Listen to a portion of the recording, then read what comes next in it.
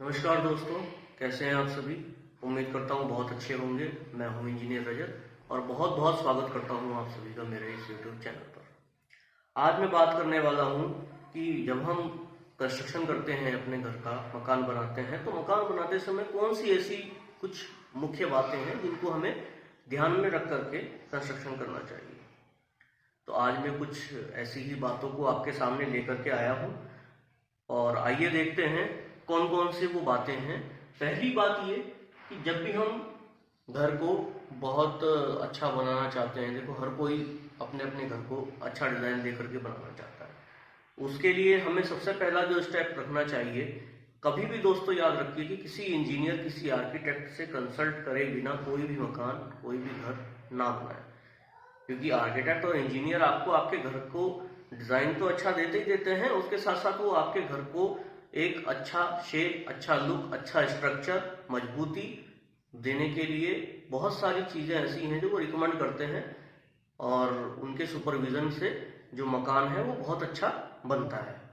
तो इसलिए सबसे पहला जो काम है वो ये है कि हमें planning of house as per vastu, यानी कि अपने मकान की जो प्लानिंग है वो हमें अपने मकान की प्लानिंग वास्तु के हिसाब से, अपना जो लोकल एरिया का जैसा भी वास्तु रहता होगा उस हिसाब से हमको अपनी प्लानिंग करानी चाहिए।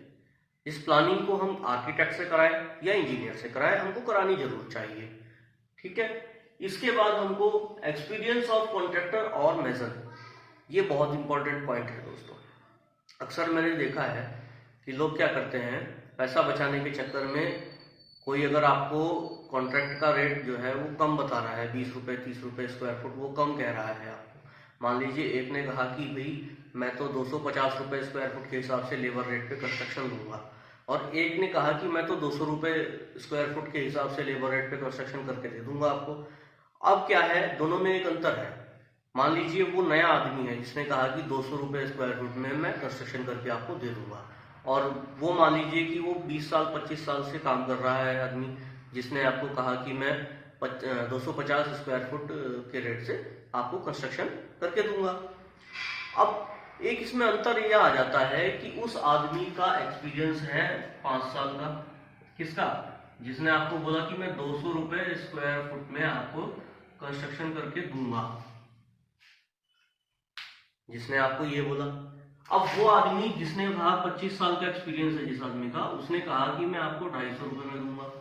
लेकिन दोनों में एक अंतर आ गया, एक बहुत बड़ा अंतर आ गया। क्या अंतर आ गया? इस आपको अगर ध्यान दिया हुआ आपने, इसमें एक्सपीरियंस का अंतर आ गया। जब भी आप काम कराइए, जब भी आप मकान बनवाइए, जब भी कोई कंस्ट्रक्शन करवाइए, हमेशा ध्यान रखिएगा कि जो भी कॉन्ट्रैक्टर या जो भी मेजन यानी कि राजमिस्त्री जो भी हो, वो हमेशा ही हमेशा एक्सपीरियंस होल्डर हो। क्योंकि एक्सपीरियंस होल्डर आदमी कभी भी आपको गलत काम करके नहीं देगा, क्योंकि उसको उस बात का एक्सपीरियंस है।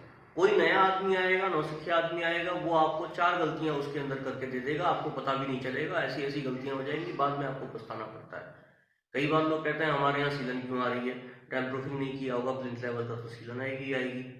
आपको नहीं पता है, आप नहीं जानते हो, लेकिन आपका जो काम करने वाला कॉन्ट्रैक्टर है उसको पता है, उसने डैम प्रूफिंग नहीं किया है, उसको खुद को नहीं आता हुआ इसलिए उसने नहीं किया, और बाद में आप पछता रहे हो। तो इसीलिए पैसा बचाने के चक्कर में ऐसा ना कीजिए। आप हमेशा ये ध्यान रखिए, इकोनॉमिकली हो, एक्सपीरियंस वाला हो, उसी कॉन्ट्रैक्टर को, उसी मिस्त्री को आपने काम देना है। अदरवाइज आपको ऐसे किसी नए बंदे से जो बिना एक्सपीरियंस का, उससे कोई काम नहीं कराना है, नहीं तो आपको आगे इसमें दिक्कत हो सकती है। दूसरी चीज की अगर मैं बात करूं इसमें, तो क्वालिटी ऑफ मटेरियल, ये बहुत ही ज्यादा डिपेंड करता है कंस्ट्रक्शन इस पर। आपका कंस्ट्रक्शन कैसा क्वालिटी का होगा, ये आपकी मटेरियल की क्वालिटी डिसाइड करेगी। आपकी मटेरियल की जो क्वालिटी है ये डिसाइड करेगी कि आप कंस्ट्रक्शन किस क्वालिटी का कर रहे हैं। यदि आपने सीमेंट बहुत लो क्वालिटी का लगाया है तो वो कंस्ट्रक्शन उसी हिसाब से दिखाई देगा। यदि सीमेंट आपने अच्छी क्वालिटी का लगाया है, वो कंस्ट्रक्शन आपको उसी हिसाब से दिखाई देगा। लो क्वालिटी का सीमेंट लगाया है, 4 साल बाद 5 साल बाद तो उसका झड़ना शुरू हो जाता है, चिनाई में दिक्कतें आनी शुरू हो जाती है, प्लास्टर में क्रैक आना शुरू हो जाता है, और भी बहुत सारी चीजें होती हैं। अगर आपने अच्छी क्वालिटी का सीमेंट लगाया है, अच्छे ग्रेड का सीमेंट लगाया है, तो यहाँ पे क्या होता है कि वो बिल्डिंग की एज को डिक्रीज नहीं करता है, वो बिल्डिंग की एज को इंक्रीज करता है, आपकी बिल्डिंग की एज को बढ़ाता है, सालों साल तक आपके मकान को अच्छे से टिकाकर मजबूती से खड़ा रखता है। तो आपको करना क्या है, सबसे पहली बात कि बिल्डिंग के अंदर जो मटेरियल लगा रहे हैं उस मटेरियल की क्वालिटी बहुत अच्छी होनी चाहिए। जैसे मैं एग्जांपल के तौर पे ले लेता हूं कि यदि आपके यहाँ पर सीलन बहुत ज्यादा आती है, आपका इलाका ऐसा है कि आप सीलन वाले इलाके में रहते हैं, तो मेरी सलाह रहेगी कि आप सीलन वाले इलाके में वाटरप्रूफ सीमेंट का प्रयोग कीजिए। वाटरप्रूफ सीमेंट आजकल बहुत से आ रहे हैं, जैसे अंबुजा कवच है, अल्ट्राटेक वेदर प्लस है, या एसीसी का अपने पास वाटरप्रूफ सीमेंट आ गया जिसको आप एसीसी गोल्ड के नाम से जानते हैं। इस तरह से बहुत से सीमेंट, बहुत सी मटेरियल्स हैं। ईंटें हमेशा जो लगाइए आप, ईंटें हमेशा अच्छी क्वालिटी की देखिएगा। वो ईंट जो हल्के ब्राउन रंग में, रेड ब्राउन रंग में हो और उसमें सफेदी बिल्कुल ना हो और खुरचने पर सफेद निशान ना आए, चूना ना हो, चूने की मात्रा काफी कम हो, ज्यादा ना हो। इस तरह की ईंट और आपस में टकराने पर टन की घंटी की तरह आवाज आनी चाहिए, इस तरह की ईंट आप देख करके उसमें लगाइएगा। इस तरह से कुछ मटेरियल्स में एग्जांपल दे रहा हूँ। सरिया आप हमेशा याद रखिए दोस्तों, टीएमटी बार की खासियत होती है वो टेंसाइल फोर्स बहुत अच्छे से झेल सकता है, टेंसाइल लोड बहुत अच्छे से झेल सकता है। एक मकान में 5 तरह के लोड होते हैं, मैं कभी इस पर वीडियो बनाऊंगा, आपको बताऊंगा कि कौन कौन से वो लोड और कैसे कैसे वो लोड कहाँ डिस्ट्रीब्यूट होते हैं और फिर कैसे वो लोड फाउंडेशन पर जाते हैं। वो मैं पूरा एक वीडियो बना करके आपको एक बार समझाऊंगा। तो हमें क्या करना चाहिए, हमारा जो कंस्ट्रक्शन है उसको क्वालिटी को इंक्रीज करने के लिए, उसकी क्वालिटी को एनहेंस करने के लिए मटेरियल की क्वालिटी हमारी अच्छी होनी चाहिए। हर मटेरियल को टेस्टिंग के बाद ही इस्तेमाल करें। टेस्टिंग मेरा मतलब ये है कि अगर सैंड है, साइड टेस्ट वाले मटेरियल जैसे सैंड है, ब्रिक है, स्टोन है, एग्रीगेट है, ये सब साइड टेस्टिंग के मटेरियल होते हैं। इनको आप साइड टेस्टिंग कीजिए, आंख से देखिए अच्छा है कि नहीं है, परख के देखिए। इनके कुछ साइड टेस्ट होते हैं, वो भी मैं वीडियो बना करके आपको बताऊंगा कि क्या क्या चीज के क्या क्या साइड टेस्ट होते हैं। उसको आप करेंगे तो उसके बाद फिर आपको जो है मटेरियल की क्वालिटी अगर अच्छी लगेगी तो उस अच्छी क्वालिटी के मटेरियल को आप उठाएंगे और उसी से मकान बनाएंगे। अच्छी क्वालिटी का मटेरियल हमेशा ही बिल्डिंग की लाइफ इंक्रीज करता है, ये बात आपको ध्यान रखनी है। इसके बाद जो हमारा पॉइंट ऑफ व्यू आता है इसमें, वो आता है कि प्लिंथ लेवल ऑफ हाउस। देखिए ये बहुत ज्यादा इंपॉर्टेंट फैक्टर है। आज आपके घर के आगे जो सड़क है, मान लीजिए उसका लेवल आपके घर से डाउन, या मान लीजिए वो सड़क जो है अभी प्लॉट के बराबर है, आपके पास प्लॉट है, ठीक है, खाली प्लॉट है, घर नहीं बनाया है, उसके सामने सड़क है, वो दोनों का लेवल एक जैसा है। आपको क्या करना है, हमेशा याद रखिएगा कि जो सड़क हमारे आगे है उस सड़क से कम 2 फुट ऊंचा प्लिंथ लेवल रख करके ही हम मकान का कंस्ट्रक्शन करें। कारण ये कि उस प्लिंथ लेवल का फायदा ये होता है कि वो जो 2 फुट की हाइट होती है, भविष्य में यदि हमारे पास सड़क बनती है, भविष्य में कोई निर्माण होता है सड़क का लेवल ऊंचा उठेगा। भाई सड़क के ऊपर सड़क बनेगी तो उसका लेवल ऊंचा उठेगा। हर 5 साल 6 साल में सड़क बनती ही बनती है, मकान को कम से कम 40-50 साल तो टिके रहना ही होता है। तो इसीलिए एक बात आप ध्यान रखिए कि जो सड़क से हमारा प्लिंथ का लेवल है वो 2 फुट ऊंचा होना चाहिए, ताकि भविष्य में आने वाले 15 से 20 सालों तक हमारा जो मकान का लेवल है वो सड़क से थोड़ा सा ऊंचा रहे और हमारे को आने जाने में कोई दिक्कत ना हो, है ना।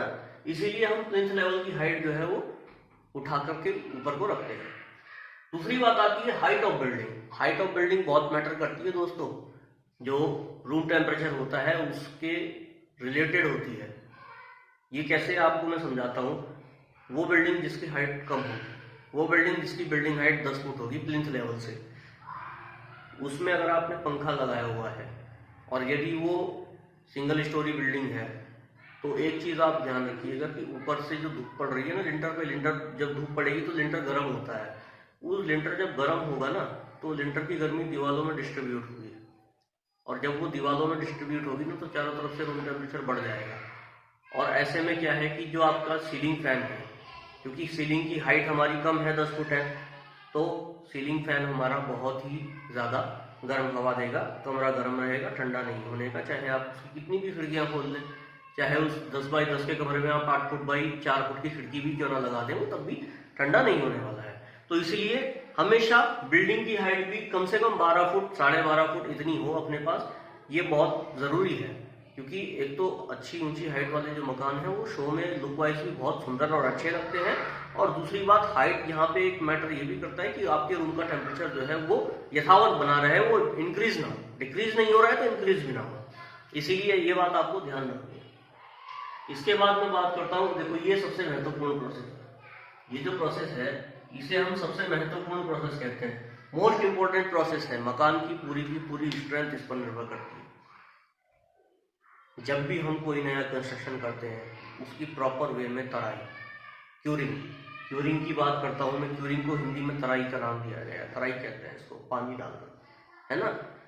प्रॉपर वे में तराई, प्रॉपर वे में अगर आप उसकी तराई करेंगे, कम से कम नए कंस्ट्रक्शन की तराई कम से कम 20 दिन तक होनी चाहिए, लगातार मतलब प्रतिदिन का एक शेड्यूल बना लीजिए कि भाई आप प्रतिदिन 1 घंटा या आधा घंटा तराई करेंगे उस पोर्शन की जो नया कंस्ट्रक्ट हुआ है, और कम से कम 20 दिन तक करना है।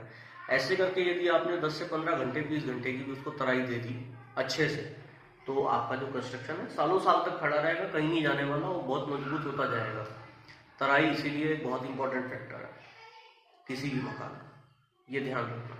और दूसरी चीज, अब अंतिम चीज पे आ जाते हैं, देखो ये और भी ज्यादा इंपॉर्टेंट फैक्टर है। कई बार क्या होता है ना, लोगों को रेशियो नहीं पता होते हैं, और जो आपका कॉन्ट्रैक्टर और मिस्त्री होता है वो यहीं पे चालाकी कर जाता है। मान लीजिए आपने बिल मटेरियल ठेका दिया हुआ है, वहां सबसे ज्यादा गड़बड़ होने के चांस रहते हैं इस काम के। जब आपने बिल मटेरियल ठेका दिया हुआ है तो बिल मटेरियल ठेके में क्या होता है कि जो कॉन्ट्रैक्टर है ना, वो मटेरियल में भी कमी कर देता है, तो वहां आपको नजर पैनी रखनी है कि भाई मेरा मटेरियल मेरे अकॉर्डिंग आ रहा है कि नहीं आ रहा है, मैंने जो चूज किया वो आ रहा है कि नहीं आ रहा है, ठीक है। दूसरी चीज आपको ये चीज ध्यान रखनी है कि मैं जब काम देख रहा हूँ तो सैंड सीमेंट और एग्रीगेट का मेरा रेशियो ठीक हो रहा है कि नहीं हो रहा है। 3 चीजें सबसे ज्यादा इंपॉर्टेंट होती हैं, मेसनरी का रेशियो, प्लास्टर का रेशियो और लिंटल का रेशियो, सबसे ज्यादा इंपॉर्टेंट चीजें हैं ये। अगर ये हमारा ठीक हो गया तो बिल्डिंग की मजबूती आपकी बहुत अच्छी सी बनी रहेगी, और सालों साल बिल्डिंग मजबूत रहेगी, कहीं नहीं जाने की। तो इसमें सबसे इंपॉर्टेंट फैक्टर क्या आता है, देखो ये रेशियो मैंने लिखे हैं कुछ। मेसनरी का जो रेशियो होता है, हम यही रेशियो इस्तेमाल करना चाहिए। 1:4 का जो रेशियो है, 1:4 में ये 1 जो है 1 बैग सीमेंट और 4 बैग सैंड, ऐसे करके हम इसको इस्तेमाल कर सकते हैं। अगर हम इसको तसले में लेंगे तो 1 तसला सीमेंट और 4 तसला रेता, इस तरह से भी हम इसको इस्तेमाल कर सकते हैं। ये रेशियो हमारा मेसनरी का रेशियो होता है। फिर प्लास्टर के रेशियो की यदि मैं बात करूं तो प्लास्टर का रेशियो 1:5 या 1:6 का होता है, ये बात आप हमेशा ध्यान रखिए। जो प्लास्टर होता है वो 1:5 या 1:6 के रेशियो में होता है, और तभी हमारा प्लास्टर जो है वो अच्छी फिनिश दे पाता है और मजबूती दे पाता है। दूसरी बात, कई लोग पूछते हैं क्या हम 1:4 के रेशियो में प्लास्टर नहीं कर सकते? बिल्कुल कर सकते हैं, हम 1:4 के रेशियो में भी प्लास्टर कर सकते हैं, ये बात भी आपको ध्यान रखनी है। यदि आप 1:4 के रेशियो में प्लास्टर कराना चाहते हैं आप करा सकते हैं। इसके बाद यदि मैं बात करूं लिंटल की, तो लिंटल के अंदर 2 तरह के रेशियो चलते हैं। एक रेशियो चलता है 1:3:6, एक रेशियो चलता है 1:4:6। ये 2 तरह के रेशियो आजकल लिंटल में चलते हैं IS कोड के अनुसार। ये 2 तरह के रेशियो आप अपना सकते हैं। 1:3:6 का मेरा मतलब क्या हुआ? 1:3:6 का मेरा मतलब हुआ सीमेंट सैंड एग्रीगेट, ये भी सीमेंट सैंड एग्रीगेट, ठीक है। एग्रीगेट मेरा मतलब यह क्या, रोड़ी, गिट्टी या बजरी, इसको एग्रीगेट बोलते हैं, ठीक है। अभी दूसरी बात ध्यान देने योग्य इसमें यह है कि ये जो रेशियो है, जब हम लिंटर डालते हैं या और कोई इस तरह का कंक्रीट वर्क करते हैं, कास्टिंग करते हैं, हमें कौन सी कंक्रीट इस्तेमाल करनी चाहिए? क्रशर स्टोन इस्तेमाल करना चाहिए दोस्तों।